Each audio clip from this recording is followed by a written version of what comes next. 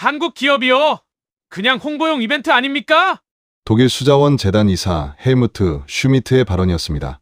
그는 2023년 9월 자카르타 UN 긴급회의에서 한국 타이어를 비웃었죠.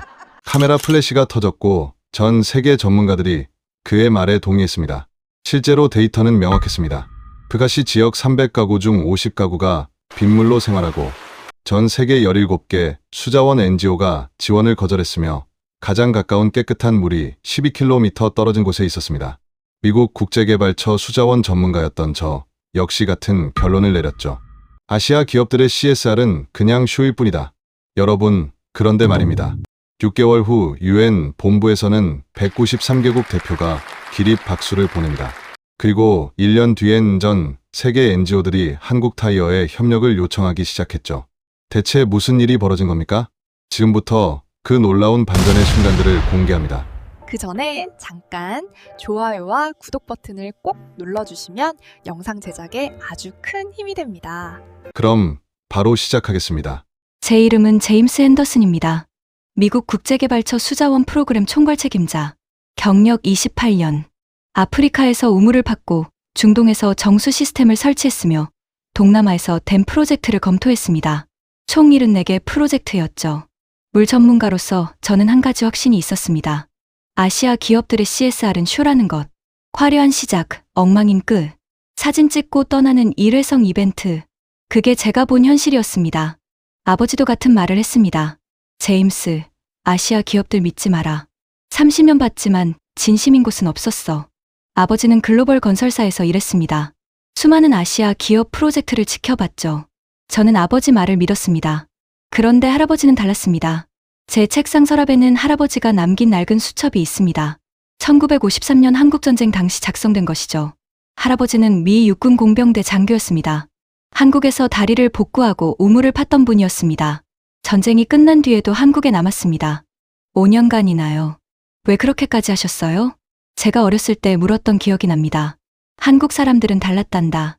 말은 없었지만 손은 멈추지 않았어. 진짜 도움은 조용하단다. 그리고 오래가지.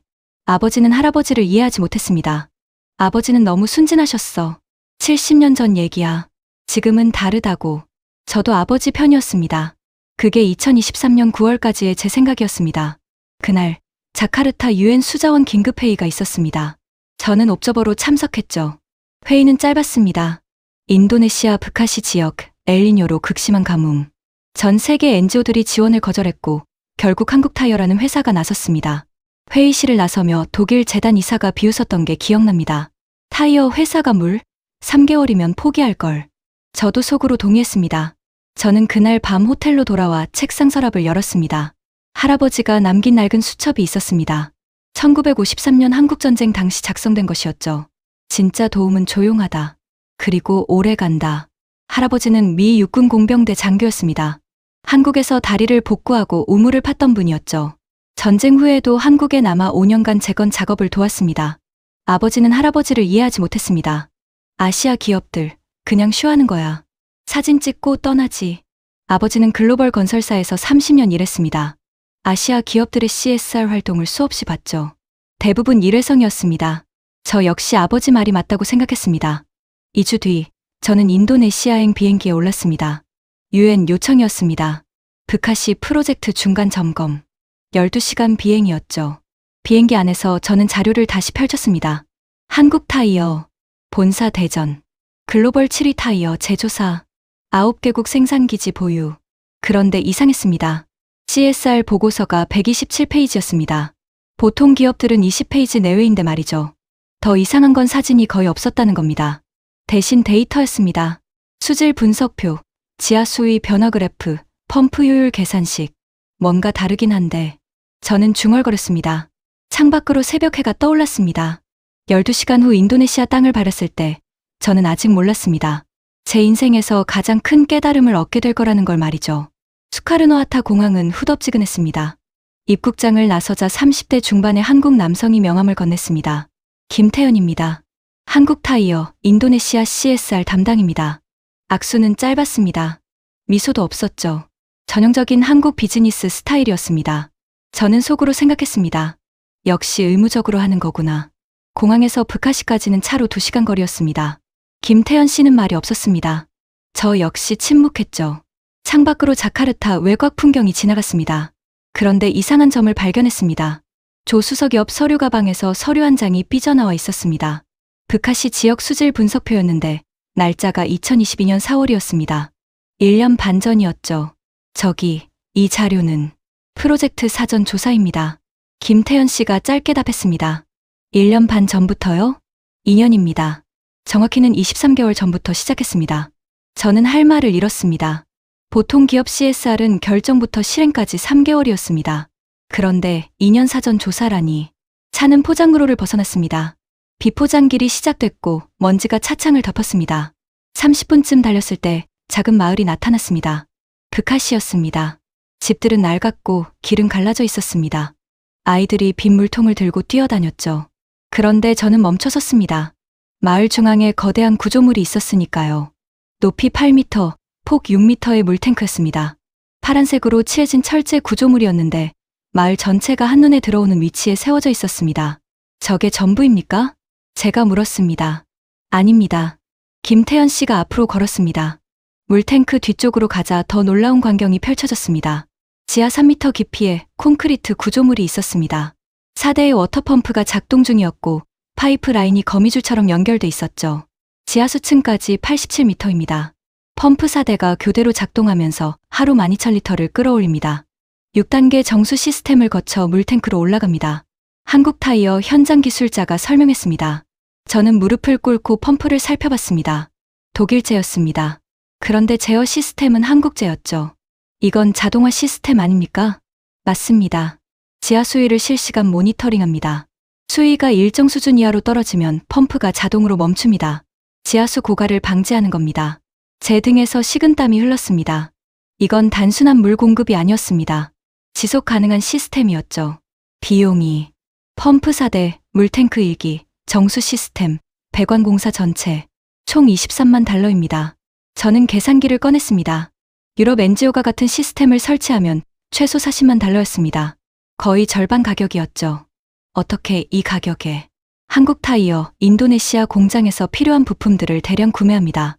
같은 공급망을 활용하면 30% 절감됩니다. 김태현 씨가 말했습니다. 저는 고개를 들었습니다. 마을 사람들이 모여들고 있었습니다. 물통을 든 여성들, 아이들, 노인들. 한 여성이 물탱크 아래 수도꼭지를 틀었습니다. 물이 쏟아졌습니다. 맑았습니다. 투명했죠. 여성은 그 물을 떠서 마셨습니다.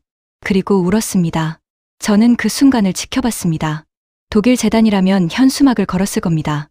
프랑스 NGO라면 사진을 찍었겠죠. 그런데 한국타이어 직원들은 그냥 서 있었습니다. 사진도 없었습니다. 현수막도 없었죠. 왜 사진을 안 찍습니까? 제가 물었습니다. 필요 없습니다. 김태현 씨가 답했습니다. CSR 보고서에는요, 데이터만 들어갑니다. 공급량, 수질, 주민 만족도. 사진은 의미 없습니다. 저는 할 말을 잃었습니다. 28년간 이런 접근은 처음 봤습니다. 오후 내내 시스템을 점검했습니다. 정수 필터 6개, 교체 주기 3개월. 펌프 정비 매뉴얼 23페이지. 고장 시 연락망 3단계. 부품 재고 6개월치 비축. 모든 게 완벽했습니다. 아니, 완벽을 넘어섰습니다. 혹시, 저는 조심스럽게 물었습니다. 작년 파시란즈 마을 프로젝트도 이렇게 하셨습니까? 김태현 씨가 고개를 끄덕였습니다. 가보시겠습니까? 다음 날 아침, 우리는 파시란즈로 향했습니다. 브카시에서 북쪽으로 40km, 차로 1시간 거리였습니다. 마을 입구에 들어서자 저는 숨이 멎었습니다. 1년 전에 설치된 시스템이 여전히 작동하고 있었습니다. 물탱크는 깨끗했고 펌프는 정상이었으며 배관에는 누수가 없었습니다. 유지 관리는 누가 합니까? 마을 주민들입니다. 한국타이어 직원이 한 남성을 소개했습니다. 수토모입니다. 현지 유지 관리 책임자입니다. 수토모는 40대 중반이었습니다. 그는 작은 사무실로 우리를 안내했습니다. 벽에는 정비 일지가 붙어 있었습니다. 매일 점검 기록, 필터 교체 일자, 펌프 작동 시간, 모두 손으로 적혀 있었습니다. 한국타이어에서 3개월간 교육받았습니다. 저와 마을 청년 5명이요. 이제 우리가 직접 관리합니다. 수토모의 목소리는 자랑스러웠습니다. 저는 그제야 깨달았습니다. 한국타이어는 물을 준 게 아니었습니다. 시스템을 준 겁니다. 자립할 수 있는 능력을 준 거였죠. 280만 리터가. 저는 중얼거렸습니다. 1년간 한 방울도 끊기지 않은 겁니까? 네. 김태현 씨가 답했습니다. 230가구, 1100명. 요리용수, 식수, 세탁용수. 하루 평균 7,600리터 소비. 1년 365일. 총 280만 리터입니다. 숫자가 정확했습니다. 그리고 그 숫자 뒤에는 1100명의 삶이 있었습니다. 그런데 호텔로 돌아가는 길에 전화가 왔습니다. 김태현 씨였습니다. 핸더슨 씨, 파시란지에 문제가 생겼습니다. 지금 바로 와주실 수 있습니까? 목소리에 긴장이 묻어났습니다. 30분 만에 파시란지에 도착했습니다. 마을 중앙 물탱크 앞에 100명이 넘는 사람들이 모여 있었습니다. 어둠 속에서 플래시라이트 불빛들이 흔들렸죠. 메인 펌프에서 검은 연기가 피어오르고 있었습니다. 모터가 타버렸습니다. 한국타이어 현장 기술자의 목소리가 떨렸습니다. 언제부터입니까? 3시간 전입니다. 과부하였습니다. 전압이 갑자기 250볼트까지 치솟았습니다. 저는 펌프를 살펴봤습니다. 모터 내부가 녹아 있었습니다. 주민들이 웅성거렸습니다. 역시 외국 기계는 안 되는 거야. 우리 마을 전압을 몰랐나 봐. 이제 다시 12km 걸어가야 하나. 한 노인이 앉아서 울기 시작했습니다.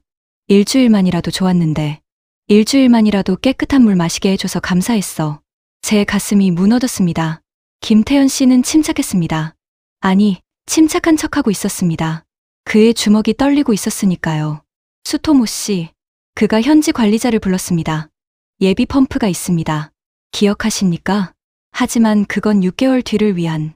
지금 필요합니다. 김태현 씨와 수토모, 그리고 기술자 3명이 움직였습니다.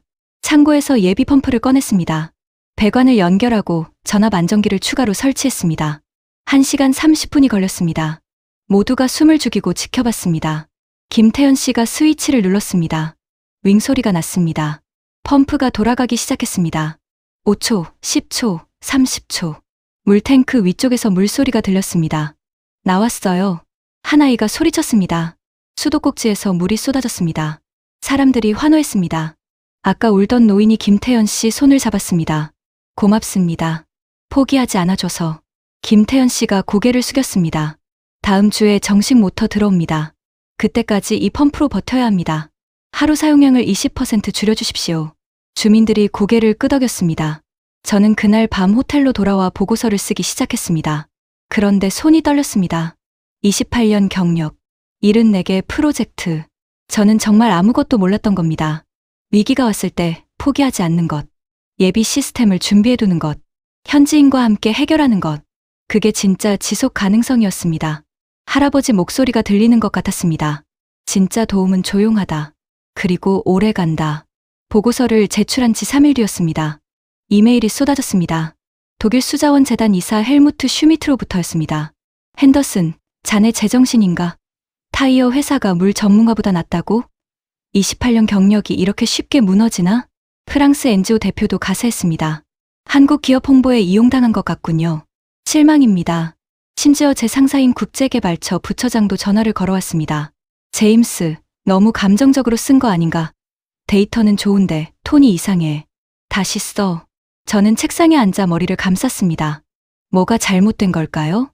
사실만 썼는데, 제대로 본 것만 적었는데. 그날 저녁, 더 충격적인 소식이 들려왔습니다. 브카시 마을에서 문제가 터진 겁니다. 김태현 씨로부터 긴급 전화가 왔습니다.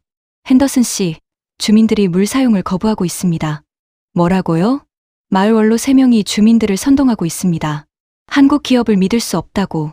물에 뭔가 섞였을 거라고 말하고 있습니다. 저는 숨이 막혔습니다. 증거라도 있습니까? 없습니다. 그냥 불신입니다. 익숙하지 않은 거죠. 공짜로 주는 깨끗한 물이. 전화를 끊고 저는 자료를 뒤졌습니다. 과거 사례들을 찾아봤습니다.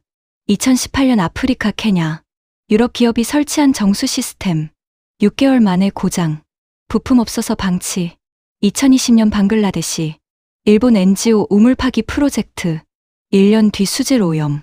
주민 37명 배탈. 2021년 캄보디아. 중국 기업 물탱크 기증. 3개월 뒤 녹 발생. 사용 중단. 주민들의 불신에는 이유가 있었습니다. 너무 많이 당했으니까요. 그날 밤, 저는 잠을 이룰 수 없었습니다. 아버지 목소리가 계속 들렸습니다. 아시아 기업들, 그냥 쉬하는 거야. 사진 찍고 떠나지. 혹시 아버지 말이 맞는 걸까요? 혹시 제가 너무 쉽게 감동한 걸까요? 사흘이 지났습니다. 브카시 상황은 더 악화됐습니다. 김태현 씨로부터 다시 긴급 전화가 왔습니다. 핸더슨 씨, 브카시로 와주셔야 할 것 같습니다. 목소리가 무거웠습니다. 도착했을 때 저는 눈앞의 광경을 믿을 수 없었습니다. 물탱크 앞에 10명이 넘는 주민들이 모여 있었습니다. 손에는 플래카드가 들려 있었죠. 외국 기업 물러가라. 우리를 실험용 쥐로 쓰지 마라. 마을 원로 3명이 앞에 서 있었습니다. 그중 한 명이 확성기를 들었습니다. 한국 회사는 거짓말쟁이입니다. 공짜라는 게 어디 있습니까? 나중에 돈 요구할 겁니다. 다른 원로가 말을 이었습니다. 제 조카가 자카르타에서 들었습니다. 한국 기업들은 데이터를 훔쳐간답니다. 우리 물 사용량, 생활 패턴 다 기록하고 있습니다. 세 번째 원로가 소리쳤습니다. 일본 회사, 중국 회사도 똑같았습니다. 처음엔 좋은 척하다가 나중엔 다 버리고 갔어요. 주민들이 함성을 질렀습니다. 물 쓰지 마. 한국 사람들 돌아가. 김태현 씨는 물탱크 옆에 조용히 서 있었습니다. 해명하지 않았습니다. 소리 지르지도 않았죠. 그냥 서 있었습니다. 저는 참을 수 없었습니다. 여러분, 제가 앞으로 나갔습니다. 저는 유엔 수자원 전문가입니다. 28년 경력입니다. 제가 보증합니다. 이 시스템은 안전합니다. 한 여성이 소리쳤습니다.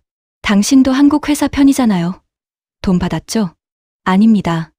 저는 우리 아이가 어제부터 배탈 났어요. 그 물 마시고 군중이 술렁였습니다. 그때 한 남자아이가 울면서 앞으로 나왔습니다. 10살쯤 돼 보였습니다. 거짓말이에요. 아이가 소리쳤습니다. 저 어제 시장 음식 먹고 배 아팠어요. 물이랑 상관없어요. 아이 어머니가 아들을 끌어당겼습니다. 조용히 해. 하지만 아이는 계속 말했습니다. 한국 아저씨들이 준 물은 맛있어요. 엄마도 어제까지 맛있다고 했잖아요. 어머니가 아이를 안고 울기 시작했습니다. 미안해. 미안해. 엄마가 무서워서 그래. 또 버림받을까봐. 그 순간 김태현 씨가 움직였습니다. 그는 물탱크 수도꼭지 앞으로 걸어갔습니다. 컵을 꺼내 물을 가득 받았습니다. 그리고 단숨에 마셨습니다. 1컵, 2컵, 3컵. 독이 있다면 저부터 죽을 겁니다. 김태현 씨가 말했습니다. 데이터를 훔친다면 저희 회사 서버를 열어드리겠습니다. 돈을 요구한다면 지금 당장 계약서를 찍겠습니다. 그가 주머니에서 서류를 꺼냈습니다. 이게 계약서입니다. 한국타이어는 3년간 무상으로 관리합니다. 여기 적혀 있습니다. 읽어보십시오. 원로 한 명이 서류를 받아들었습니다. 손이 떨렸습니다. 하지만 여러분이 믿을 때까지 기다리겠습니다. 김태현 씨가 말했습니다. 1년이 걸리든 2년이 걸리든 물은 계속 나올 겁니다. 그는 고개를 숙였습니다. 그리고 돌아섰습니다. 군중 사이로 걸어갔습니다. 아무도 막지 않았습니다. 저는 그의 뒷모습을 지켜봤습니다. 어깨가 떨리고 있었습니다. 처음으로 본 김태현 씨의 감정이었습니다. 마을 원로 중 한 명이 계약서를 읽기 시작했습니다. 소리내어 천천히. 무상 공급 기간 3년. 유지보수 비용 전액 한국타이어 부담. 데이터 수집 일체 금지. 그의 목소리가 점점 작아졌습니다. 마지막 조항을 읽을 때 그는 말을 멈췄습니다. 프로젝트 종료 후 모든 시설은 마을 소유로 이전. 광장이 조용해졌습니다. 유엔 본부에서도 압박이 들어왔습니다. 핸더슨, 한국타이어 프로젝트 중단 검토해야겠어. 이미지가 너무 나빠. 독일 재단 이사가 승리의 미소를 지었습니다. 내가 뭘 했나. 아시아 기업들은 원래 그래. 화려한 시작, 엉망인 끝. 그날 밤, 더 충격적인 소식이 들려왔습니다. 김태현 씨로부터 메시지가 왔습니다. 핸더슨 씨, 내일 아침 10시 화상회에 있습니다. 한국 본사입니다. 참석해 주시겠습니까? 다음 날 아침, 화면에 한국타이어 본사 임원 5명이 나타났습니다. 인도네시아 법인장, CFO, CSR 담당 임원, 그리고 부사장. 부사장이 입을 열었습니다. 김태현 씨, 현재 상황을 보고해 주십시오. 김태현 씨가 담담하게 설명했습니다. 주민 시위, 언론 보도, SNS 여론. 부사장이 서류를 넘겼습니다. 현재까지 투입 비용이 28만 달러입니다. 당초 계획보다 5만 달러 초과했습니다. CFO가 말했습니다. 추가 투입하면 총 35만 달러 예상됩니다. 이건 연간 CSR 예산의 40%입니다. 인도네시아 법인장이 한숨을 쉬었습니다. 솔직히 말씀드리겠습니다. 현지 언론이 계속 부정적으로 보도하고 있습니다. 우리 타이어 판매에도 영향이 있습니다. 이번 달 매출이 12% 떨어졌습니다. CSR 담당 임원이 덧붙였습니다. 유럽 NGO들이 조롱하고 있습니다. 한국 기업의 위선이라고요. 다른 프로젝트에도 영향이 갑니다. 침묵이 흘렀습니다. 부사장이 말했습니다. 김태현 씨, 철수하는 게 낫지 않겠습니까? 손실을 더 키우기 전에. 저는 화면을 뚫어지게 봤습니다. 김태현 씨의 얼굴은 창백했습니다. 입술을 깨물고 있었습니다. 부사장님. 그가 입을 열었습니다. 목소리가 떨렸습니다. 2년 준비했습니다. 23개월간 북한시를 조사했습니다. 300가구의 이름을 외웠습니다. 50명의 아이들이 깨끗한 물을 마시는 걸 봤습니다. 김대리. 포기하면 그 아이들은 다시 12km를 걸어야 합니다. 빗물을 마셔야 합니다. 병에 걸려야 합니다. 김태현 씨, 눈에 눈물이 고였습니다. 제가 제 월급 반납하겠습니다. 3년간. 그러면 5만 달러 나옵니다. 회의실이 조용해졌습니다. 부사장이 화면을 끄려다 멈췄습니다. 그때 저도 모르게 입을 열었습니다. 잠깐만요. 모두가 저를 봤습니다. 저는 유엔 수자원 전문가 제임스 앤더슨입니다. 28년 경력입니다. 제 목소리도 떨렸습니다. 저는 74개 프로젝트를 봤습니다. 실패한 프로젝트를 수없이 봤습니다. 그런데 한국타이어는 다릅니다. 어떻게 다릅니까? 부사장이 물었습니다. 포기하지 않습니다. 파시란지에서 펌프가 고장났을 때 6시간 만에 고쳤습니다. 주민들이 의심할 때 1년을 기다릴 준비가 돼 있습니다. 이런 기업은 처음입니다. 저는 계속 말했습니다. 28년간 제가 배운 게 있습니다. 진짜 프로젝트는 위기 때 알 수 있다는 겁니다. 지금 철수하면 한국타이어는 다른 기업과 똑같습니다. 하지만 버티면요? 역사가 됩니다. 부사장이 한참을 저를 봤습니다. 그리고 서류를 덮었습니다. 김태현 씨. 예, 월급 반납은 받지 않겠습니다. 김태현 씨가 고개를 들었습니다. 대신 3개월 드리겠습니다. 3개월 안에 주민들 마음을 돌리십시오. 그게 안 되면 그때는 정말 철수합니다. 감사합니다. 김태현 씨가 고개를 숙였습니다. 화상회의가 끝났습니다. 김태현 씨가 저를 봤습니다. 핸더슨 씨, 왜 도와주셨습니까? 저는 할아버지 수첩을 꺼냈습니다. 제 할아버지가 1953년 한국에서 배운 게 있습니다. 진짜 도움은 포기하지 않는다는 거요. 김태현 씨가 처음으로 웃었습니다. 눈물 섞인 웃음이었습니다. 저는 그날 밤 호텔로 돌아와 할아버지 수첩을 다시 꺼냈습니다. 낡은 페이지를 넘기다가 한 문장을 발견했습니다. 한국 사람들은 말이 없다. 하지만 손은 멈추지 않는다. 1953년 7월 12일. 저는 그 문장을 한참 들여다봤습니다. 손은 멈추지 않는다. 그때 휴대폰이 울렸습니다. 김태현 씨였습니다. 핸더슨 씨, 내일 북한시로 다시 와주실 수 있습니까? 무슨 일입니까? 보여드릴 게 있습니다. 목소리는 여전히 침착했습니다. 불안하지 않았습니다. 초조하지도 않았죠. 저는 그 순간 느꼈습니다. 뭔가 준비된 게 있구나. 다음 날 아침, 저는 북한시로 향했습니다. 마음속으로 기도했습니다. 제발, 제가 틀리지 않았기를. 제발, 할아버지가 본 그 한국이 맞기를. 북한시 마을은 조용했습니다. 오전 10시인데도 물탱크 주변에는 아무도 없었습니다. 김태현 씨가 저를 마을 회관으로 안내했습니다. 주민 전체 모임을 소집했습니다. 회관 안에는 300명이 넘는 사람들이 모여 있었습니다. 마을 원로 3명이 맨 앞줄에 앉아 있었고 그들의 표정은 단호했습니다. 저는 긴장했습니다. 한국타이어 측에서 나온 사람은 김태현 씨 혼자였습니다. 변호사도 없었고 통역사도 없었죠. 현지 직원 한 명이 통역을 맡았습니다. 김태현 씨가 앞으로 나갔습니다. 손에는 작은 가방 하나뿐이었습니다. 안녕하십니까. 인사는 짧았습니다. 여러분이 불안해하신다는 걸 압니다. 당연합니다. 저희를 모르시니까요. 그는 가방에서 투명한 플라스틱 병 6개를 꺼냈습니다. 이건 지난 6일간 매일 아침 6시에 채취한 물 샘플입니다. 병마다 라벨이 붙어 있었습니다. 날짜, 시간, 채취 위치. 그리고 이건 김태현 씨가 두꺼운 서류 봉투를 꺼냈습니다. 자카르타 국립수질검사소 분석 결과입니다. 6일치 전부입니다. 그는 서류를 마을 원로에게 건넸습니다. 원로가 서류를 펼쳤습니다. 그리고 얼굴이 굳었습니다. 페이지 7.2 중금속 검출 없음, 대장균 검출 없음, 세계보건기구 음용수 기준 적합. 원로가 떨리는 목소리로 읽었습니다. 김태현 씨가 계속 말했습니다. 여러분이 원하신다면 매일 검사하겠습니다. 비용은 저희가 부담합니다. 1년간, 아니 여러분이 원하는 만큼. 회관이 술렁였습니다. 그런데 원로 중 한 명이 일어섰습니다. 말로는 다 할 수 있습니다. 1년 뒤에는 어떻게 됩니까? 고장나면 누가 고칩니까? 김태현 씨가 고개를 끄덕였습니다. 좋은 질문입니다. 그는 밖을 가리켰습니다. 저를 따라오시겠습니까? 마을 사람들이 우르르 밖으로 나갔습니다. 물탱크 뒤편 사무실로 향했습니다. 작은 건물이었습니다. 5평 남짓. 문을 열자 놀라운 광경이 펼쳐졌습니다. 벽 한쪽에 부품들이 정리돼 있었습니다. 필터 24개, 펌프 부속품 세트 6개, 파이프 30m, 밸브 12개, 공구 세트 3개. 6개월치 부품입니다. 모두 여기 있습니다. 김태현 씨가 설명했습니다. 그리고 이분들은 문 뒤에서 3명의 젊은이가 나왔습니다. 모두 브카시 마을 청년들이었습니다. 아디, 부디, 라흐만입니다. 지난 2개월간 저희 인도네시아 공장에서 교육받았습니다. 아디가 앞으로 나왔습니다. 26살이었습니다. 그는 펌프 앞에 무릎을 꿇었습니다. 이게 메인 펌프입니다. 모터가 여기 있고 필터는 여기 연결돼 있습니다. 그의 손이 능숙하게 움직였습니다. 볼트를 풀고 필터를 빼내고 새 필터를 끼웠습니다. 3분이 채 안 걸렸습니다. 와. 마을 사람들 사이에서 감탄이 흘러나왔습니다. 아디가 일어나서 말했습니다. 저는 고등학교만 나왔습니다. 특별한 기술 없었습니다.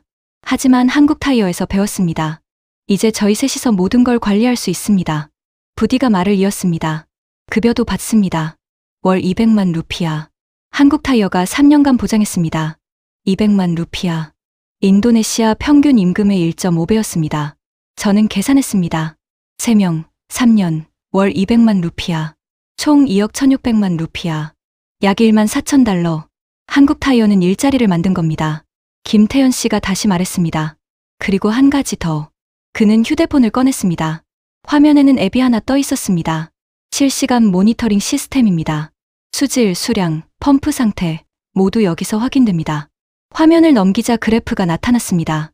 파시란지 마을 데이터입니다. 지난 1년간 하루도 빠짐없이 기록됐습니다. 그는 화면을 확대했습니다. 여기 작년 9월 15일 펌프 2번에서 이상 신호가 감지됐습니다. 2시간 뒤 저희 기술팀이 도착했습니다. 4시간 만에 수리 완료했습니다. 저는 숨을 죽였습니다. 이건 단순한 CSR이 아니었습니다. 시스템이었습니다. 생태계였죠. 마을 원로가 떨리는 손으로 휴대폰을 받아들었습니다.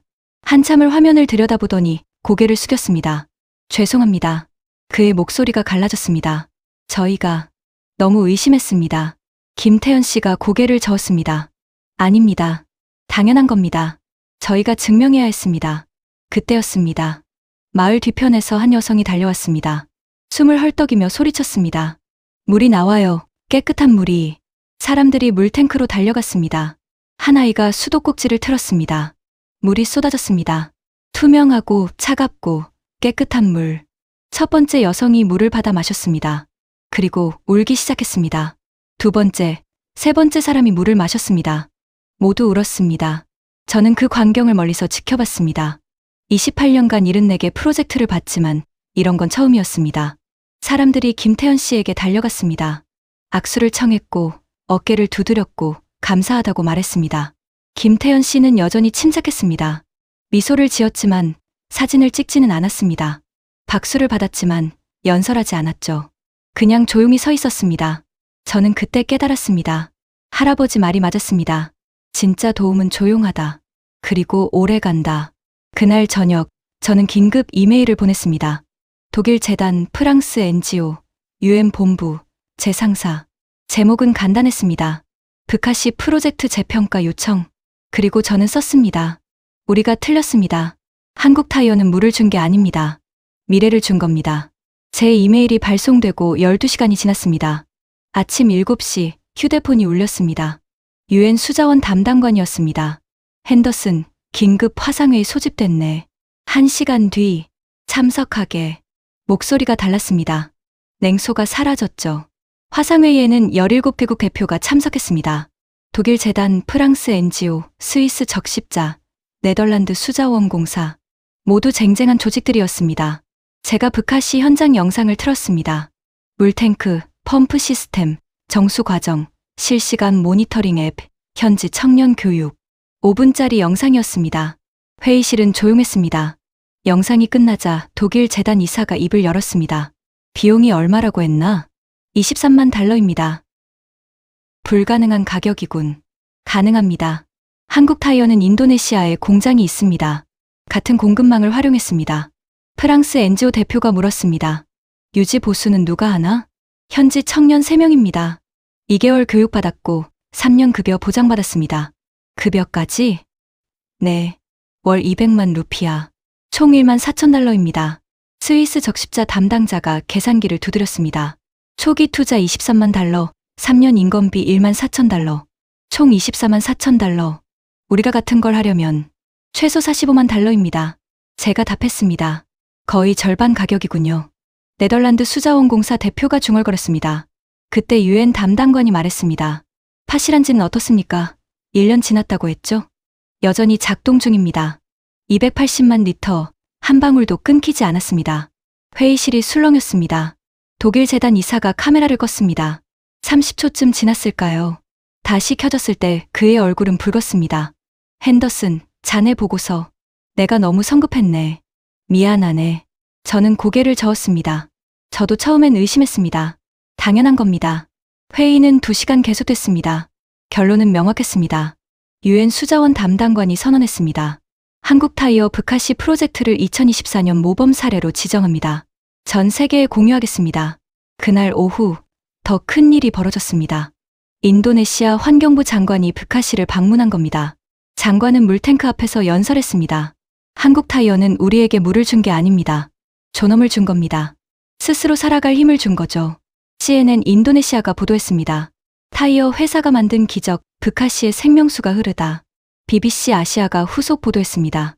CSR을 넘어선 기업 철학, 한국타이어 사례. 일본 아사히 신문도 기사를 냈습니다. 일본 기업들이 배워야 할 진정한 사회 공헌. 유럽 NGO들이 움직이기 시작했습니다. 독일 재단이 한국타이어에 협력을 제안했습니다. 프랑스 NGO가 공동 프로젝트를 요청했죠. 심지어 세계은행에서 연락이 왔습니다. 한국타이어 모델을 아프리카에 적용할 수 있겠습니까? 저는 김태현 씨에게 전화했습니다. 축하합니다. 전 세계가 주목하고 있습니다. 감사합니다. 그의 대답은 여전히 짧았습니다. 그런데 혹시 다음 계획이 있습니까? 있습니다. 어디입니까? 브카시 북쪽 마을입니다. 수마웨라. 400가구가 삽니다. 물 사정이 브카시보다 심각합니다. 저는 숨이 멎었습니다. 언제 시작하십니까? 이미 시작했습니다. 사전 조사 8개월째입니다. 8개월. 브카시가 화제가 되기 훨씬 전부터 준비하고 있었던 겁니다. 유엔 승인이나 국제 지원 없이요? 필요 없습니다. 해야 할 일이니까 하는 겁니다. 전화를 끊고 저는 한참을 멍하니 앉아 있었습니다. 28년간 이런 기업은 처음이었습니다. 박수받기 위해 하는 게 아니라 해야 하니까 하는 기업. 그날 밤, 저는 아버지에게 전화했습니다. 15년 만에 처음이었습니다. 아버지, 제임스, 무슨 일이냐? 제가 틀렸습니다. 뭐가? 아시아 기업들에 대해서요. 아버지도 틀렸어요. 긴 침묵이 흘렀습니다. 무슨 일 있었나? 저는 브카시 이야기를 했습니다. 한국타이어 이야기를 했죠. 할아버지가 본 그 한국 이야기를 했습니다. 아버지는 한참을 말이 없었습니다. 할아버지가 옳았구나. 아버지 목소리가 떨렸습니다. 제임스, 미안하다. 내가 너무 냉소적이었어. 괜찮아요, 아버지. 저도 그랬으니까요. 전화를 끊고 저는 창밖을 봤습니다. 자카르타 야경이 펼쳐져 있었습니다. 그 너머 어딘가에서 한국타이어 직원들이 수마웨라를 조사하고 있었습니다. 조용히, 묵묵히, 아무도 모르게. 그리고 언젠가 400가구의 깨끗한 물이 흐를 겁니다. 박수도 없이, 카메라도 없이. 그저 필요하니까, 해야 하니까. 그게 한국타이어의 방식이었습니다. 6개월이 흘렀습니다. 2024년 3월, 유엔 지속가능개발 정상회의가 열렸습니다. 뉴욕, 유엔 본부였습니다. 193개국 대표가 참석했고, 전 세계 언론이 모였습니다. 저는 무대 뒤편에 서 있었습니다. 유엔 사무총장이 연단에 올랐습니다. 올해 지속가능개발 목표 모범 사례를 발표하겠습니다. 대형 스크린에 영상이 떴습니다. 브카시였습니다. 물탱크에서 물이 쏟아지는 장면, 아이들이 웃으며 물을 마시는 장면, 아디가 펌프를 수리하는 장면. 한국타이어, 인도네시아 수자원 프로젝트. 300가구에 깨끗한 물을 공급했고 3명의 일자리를 만들었으며 지역 사회 자립 모델을 구축했습니다. 박수가 터져나왔습니다. 193개국 대표 중 187개국이 일어섰습니다. 기립 박수였습니다. 저는 눈시울이 뜨거워졌습니다. 무대로 한국타이어 관계자들이 올라갔습니다. 김태현 씨도 있었습니다. 여전히 침착한 표정이었습니다. 유엔 사무총장이 악수를 청했습니다. 진정한 기업 시민 정신을 보여주셨습니다. 세계가 배워야 할 모범입니다. 플래시가 터졌습니다. 하지만 김태현 씨의 눈은 카메라를 향하지 않았습니다. 객석을 향했죠. 그곳에는 브카시 마을 대표 3명이 앉아 있었습니다. 마을 원로, 아디, 그리고 물을 처음 마시고 울었던 그 여성. 김태현 씨가 그들을 향해 고개를 숙였습니다. 진짜 주인공은 저기 있다는 듯이. 시상식이 끝나고 저는 김태현 씨를 찾았습니다. 축하합니다. 감사합니다. 핸더슨 씨. 한 가지 여쭤봐도 될까요? 네. 왜 하십니까? 타이어 회사가 물 사업을 할 이유는 없지 않습니까? 김태현 씨가 잠시 생각했습니다. 한국 타이어는 바퀴를 만듭니다. 바퀴는 사람을 움직이게 하죠. 그런데 물이 없으면 사람은 움직일 수 없습니다. 죽으니까요. 그래서요? 우리가 파는 건 타이어가 아닙니다. 움직일 자유입니다. 물이 없어서 하루 종일 물을 구하러 다니는 사람에게 자유는 없습니다. 저는 말문이 막혔습니다. 그리고 김태현 씨가 덧붙였습니다. 우리 회장님 말씀이 있습니다. 우리가 공장을 세우나라는 우리 집입니다. 집이 아프면 우리도 아픈 겁니다. 저는 그제야 이해했습니다. 이건 CSR이 아니었습니다. 철학이었습니다. 며칠 뒤 저는 특별한 초대를 받았습니다. 한국타이어 본사 방문이었습니다. 대전이었습니다. 공항에서 본사까지 1시간. 차 안에서 저는 긴장했습니다. 본사는 생각보다 소박했습니다. 화려한 로비도 없었고 거대한 조형물도 없었죠. 회장실로 안내됐습니다. 70대 중반의 신사가 일어나 악수를 청했습니다. 먼 길 오셨습니다. 제임스 핸더슨 씨. 영광입니다. 회장님. 회장님은 창밖을 가리켰습니다. 저기 보이는 공장, 1968년에 세웠습니다. 56년 됐죠. 오래됐네요. 그때 우리는 가난했습니다. 기술도 없었고요. 외국 기업들이 우리를 무시했습니다. 회장님 목소리가 낮아졌습니다. 하지만 한 미국인이 우리를 도왔습니다. 기술을 가르쳐 줬죠. 돈을 받지 않았습니다. 그냥 도와야 한다고 생각해서 도왔습니다. 저는 숨을 죽였습니다. 그분 덕분에 한국 타이어가 살았습니다. 그래서 저는 결심했습니다. 우리도 그렇게 살자. 도움받은 만큼 돌려주자. 그게 인도네시아 프로젝트의 시작입니까? 그게 한국 타이어의 시작입니다. 회장님이 미소 지었습니다. 저는 그날 밤 호텔로 돌아와 할아버지 수첩을 펼쳤습니다. 1953년 7월 12일 일기를 다시 읽었습니다. 한국 사람들은 말이 없다. 하지만 손은 멈추지 않는다. 오늘 젊은 한국인 기술자가 내게 물었다.